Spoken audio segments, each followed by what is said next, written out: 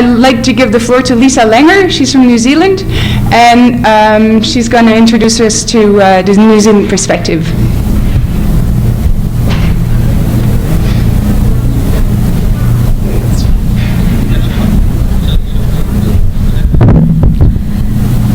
Kia ora tātou. I'm going to give you a snapshot of New Zealand. New Zealand's a little different.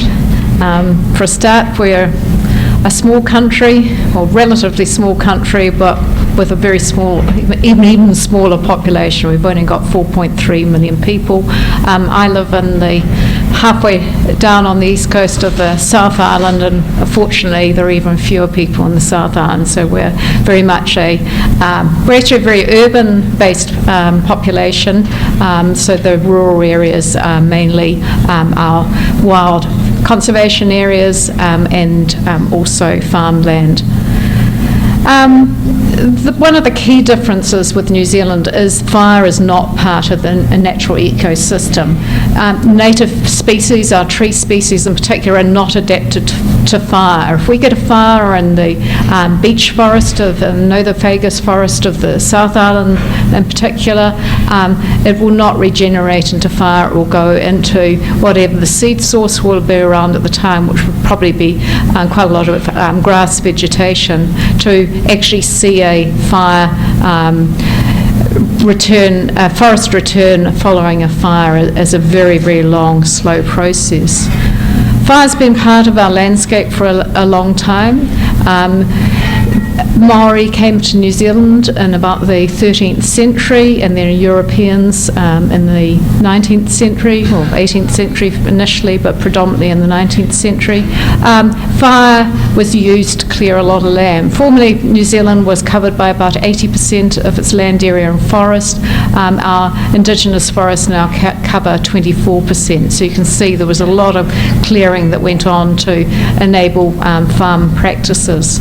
We don't have a lot of fires, and we have those fires are small fires. So we have about 3,000 rural fires a year, and they burn approximately 6,000 hectares. But as with the rest of the world, climate change is increasing the likelihood of fire risk and consequent fires. Well, what part does the community play in all this? Most of our fires are actually caused by human activity. Lightning fires are only about 1%. So in what form? Well, it's actually predominantly our landowners, our farmers, that are responsible for most of the recorded fires. And the reason for this is either they're burning woody vegetation, such as weed vegetation, to enhance pasture growth, or they're clearing crop stubble or vegetation burn-offs just in a small heaped area. If those get out of control, they've caused quite considerable fires. We do get some deliberately lit fires. Arson fires are certainly of concern. But there are recreational fires, hunters, people going hiking in our wonderful landscape, decide to light a fire beside a beach, either on a beach or by a stream, and consequently a fire can take place. As with other parts of the world too, we have an increasing rural-urban interface, and I think world trends are certainly happening in New Zealand. I suppose that a lot of the discussion of this conference has been based around kind of wildfires, but really the essence of fires in communities is how we work with our communities to ensure that the communities, whether they're farmers or recreational users, are not the instigators of fires. And this is perhaps our primary concern of our fire managers, but another concern is the fact that really our community are not aware of perhaps the increasing risk of wildfires, and hence they're largely unprepared. You'll see on the image that we do have a similar